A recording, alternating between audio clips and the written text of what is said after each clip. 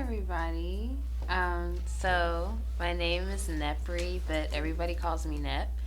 And I guess you could say my brand name is Curated by Nep.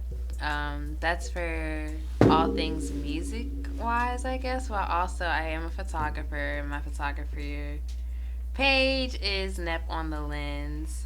So I kind of do a whole bunch of different things. I'm into music. I don't make music. I don't produce music or anything like that.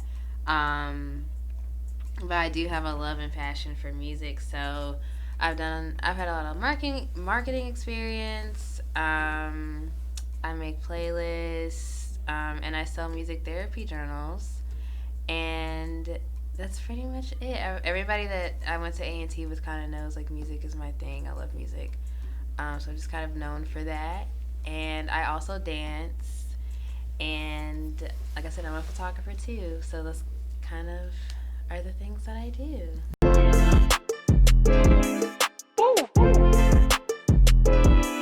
I am tight, raw dust radio. I am tight, raw dust radio. Saturdays, 10 a.m. to 12 p.m. Catch us on the radio. Saturdays, 10 a.m. to 12 p.m. Catch us on the radio. What type of dance do you specialize in? Like, I specialize in You Got Served. I know all the moves. Now I can do like any. I If know you all the play any cool dance moves. Well, I did ballet and contemporary growing up. So I would say contemporary is definitely my lane. Definitely hip hop too. But also like any Beyonce choreography, like I know it like the back of my hand probably. So I've been trying to learn Chris Brown shit. I could do some Chris Brown depending on what it is. Like the no guidance. I gotta learn that for my wedding. Like I want to do that dance. That's gonna be so fire though. Like, what's crazy is I can't dance. Yeah. I be trying to dance. So this man gonna try to do some choreography for his wedding. I'm gonna be messing it up. I'm doing my own choreography. That's the point, bro. It's supposed to only look. Tyra gonna be two-stepping in the back. Right. That's the point though. Like, I really like. I don't know. I've always been the type to dance. Like ever since You Got Served came out. Right. Nah, I just like to the dance. intro to that movie is definitely crazy. It made me want to get up and dance in the theater. Mean? Like, but Stump the Yard. All those movies hit different. So Step Up. So now, what was your inspiration behind the music therapy journals? Oh God, just a lot of pain and different experiences, and basically, I've been in different situations. I've struggled with depression and anxiety myself, and I know what it's like to either not have the energy to go to therapy or to simply just not be able to afford it. But music has been the one thing that kind of helped me get through things when I'm kind of in a place like by myself. So I kind of wanted to create something for people to be able to do the same thing for themselves and to basically be their own therapist in the comfort of their own home. Because I feel like once you can look in the mirror, see what things about yourself you want to fix and change and make better, and actually having the ability to get up and do that on your own, like once you get through that and are able to do that, I feel like you are just unstoppable at that point. Right. So I wanted to create something for people to be able to do that, but also with the things that I love and that I think people connect to the most, which is music, art, and journaling. Right. And that's kind of how it came together. So all of the illustrations in my therapy journal for people to color, because some people might find coloring therapeutic. And my younger sister is 12, and she's an artist. So I had her just to kind of get in the business mindset a little bit, even though she's young. She's very ahead of her time, though. Right. And she did all of the illustrations that are in the journal. Yeah, she did all the illustrations that are in the journal, and put them in there, and just like she has her artwork out now, and in a book that's published. So. And then I made all of the playlists that are in the journals and all of the writing prompts. Yeah, so I did everything by myself. I wasn't on no B. Simone with the copy and paste. Oh, man. So I'm crying. I'm glad we didn't have to ask that. No, absolutely not. Yeah, I literally created each question that I made with the writing prompts are questions that I asked myself in different places of life that I might have been in, or different points and different things like that. So the first journal, there's going to be a lot of them, but the first one is on the phases of love. And then I'm going to do a lot more. I'm not going to say what on, but those will be coming out in the future. Okay. Breaking news. So have you been receiving like any testimonies from people that received your book? Yes, a lot of people have definitely been sending me different messages saying that they like them and that they like the playlist. Different people saying that they think it's a great idea and that it's something that a lot of people need. So I'm definitely trying to figure out more ways to push it out. But it's definitely something that I know a lot of people haven't really fully seen, because you can actually like scan the QR code in the the QR code for the playlist in the book, and then it'll like pop everything up. So it's kind of very, I don't know. Yeah, I seen you had like QR codes in the journal. Yeah, like so you can, interactive. and for Spotify and Apple Music for the playlist I made, so you can just scan it, and then the playlist pops up on your phone. You can automatically listen to everything while you're actually working through the journal.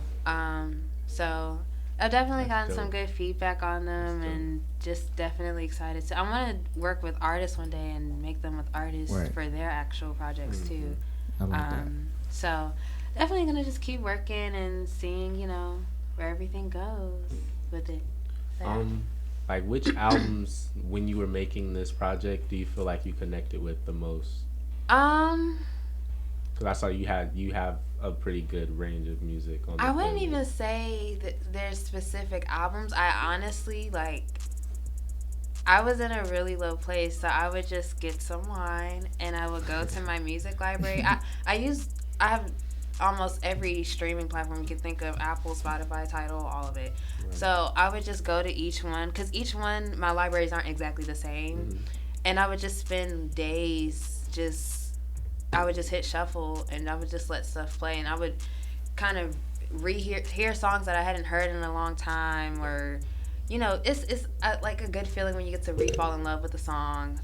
So just different things like that is kind of how I started to form things together, and based on how it made me feel, or sometimes hearing certain songs would make me cry or whatever it was. So whatever feeling it brought, I kind of categorize all of those together, and then I kind of narrow it down from there. So yeah, the playlists are very intentional, because they're like things that that songs are, that actually brought emotion and feeling out of me, that fit whatever the topic is, if that makes sense. Okay, yeah. So I feel that. So what obstacles did you face when creating this project?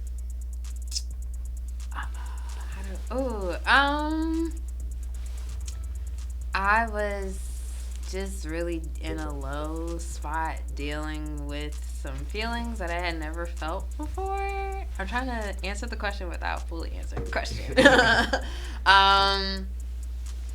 But I was just, I felt very alone for the first time in a long time. And I didn't really know what to do with myself.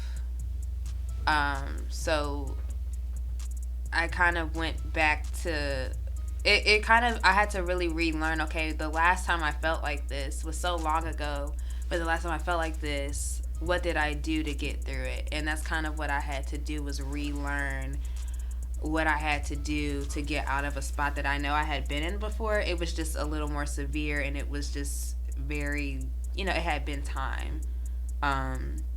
So that was kind of like a hard thing to get through, but yeah, kind of got through it. So. You say you're from Virginia. No, you're from Georgia, and then you moved to Virginia. Yeah. So I want to know which music scene influenced you the most, because those are two iconic music scenes. That's such a good question. Definitely Atlanta. Of course. Because when I lived there, my mom actually was a radio host at Hot 107.9, which is a hip hop R&B station. She worked with, I don't know if y'all know the name Ryan Cameron, but if you from Atlanta, you know who Ryan Cameron is. Mm-hmm. But she was on his show. My mom has met any and everybody. I'm too young to remember, but there were times I met some different people too. But of course, I was too small to know. But she's been she's been doing this for a very, very long time. So I just kind of grew up around that. And I definitely think, though, when I moved to Virginia, I just was so anti everything DMV. I just didn't want to be there. I didn't want to like it. Because, of course, my mom is actually from Virginia.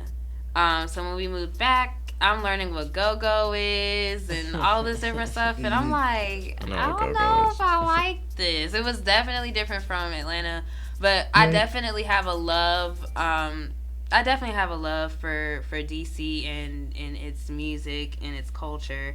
But I definitely, musically, I think Atlanta got me. Yeah.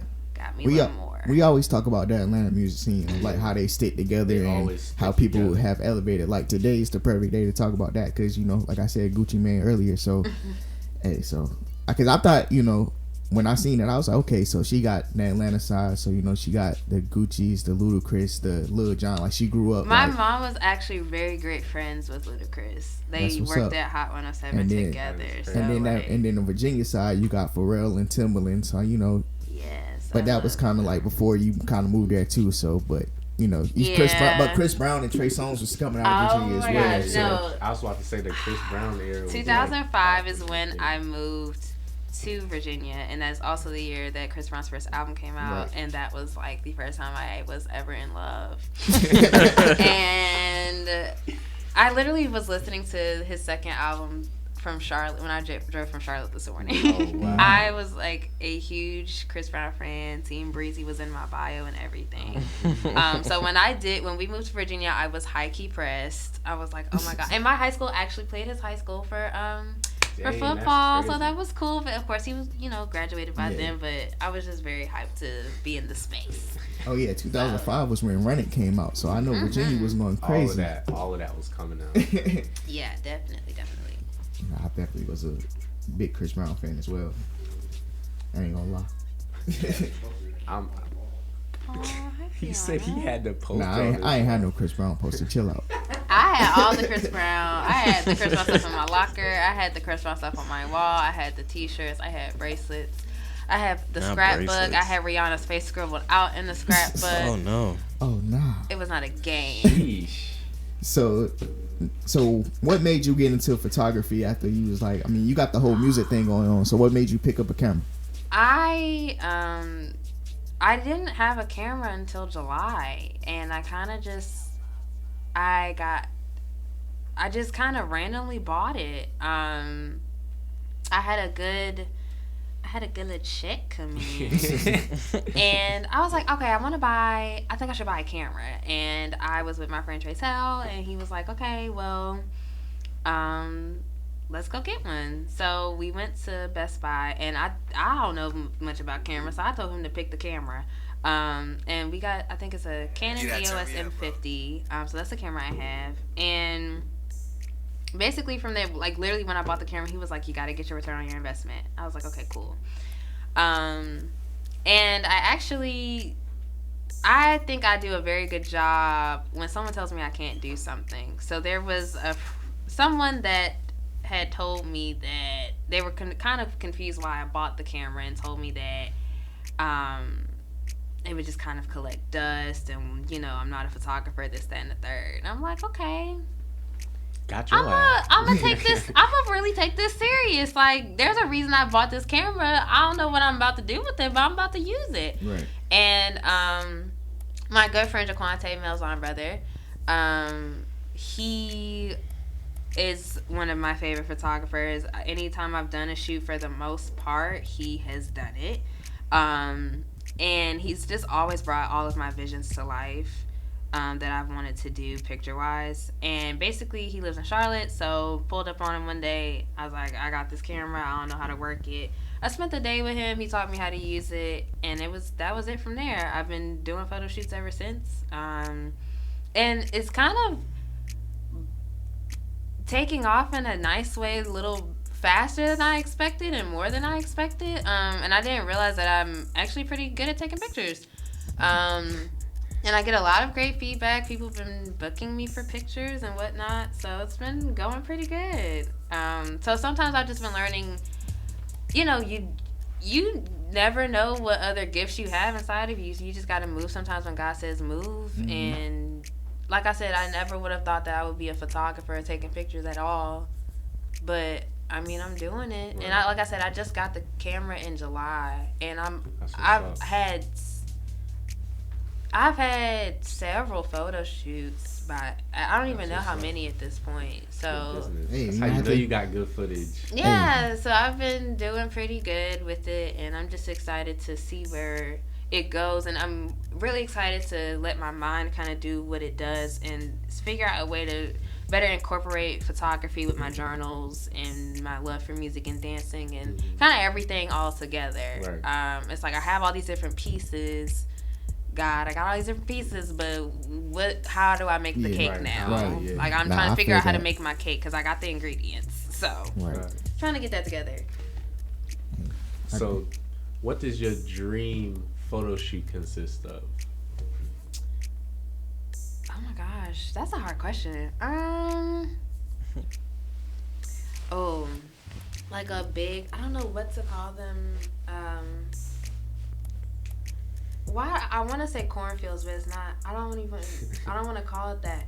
It's like just that big. Child, my mind is going crazy. It's like a big open field with them tall, like when people be running in the scary movies, and it be like that, but during the day. So like, I see what you're saying. It's like where they where they grow like wheat. Like yes. Okay. Just like a big open area like that, and I don't know, just like that, and someone I love, and just like, I don't know, that would be so great to me. Sounds so beautiful. It would just sound it just would feel very free. Yeah. Right. Something that's very free. And intimate. Yeah. But I feel it. So let the people know where they can get the music journal again one more time, and where to follow you at on your social media. Yes, the music therapy journals are on sale on my website, curatedbynep.com, and they are under the store section. Also, if you want to book me for a shoot, you can go to curatedbynep.com/photography to book me for a shoot. If you want playlists, you can go to the curation section, and under the blog section, there's also some more playlists under there too. So just go through my website. It's a whole bunch of stuff on there. Okay. Y'all heard what she said. And my socials are at Curated by Nep on Instagram, Twitter. I don't know what else the kids have these days, but that's kind of what I use. A TikTok. I don't really use TikTok. I only use TikTok for my Savage Remix video, and that was it. You're good in this hood then. Yeah, I only used it for my Savage Remix video, and that was back in May, so that was a little while ago. Yeah, that was when everybody was kind of on the wave. Yeah. Raw Thoughts Radio is running the goddamn game.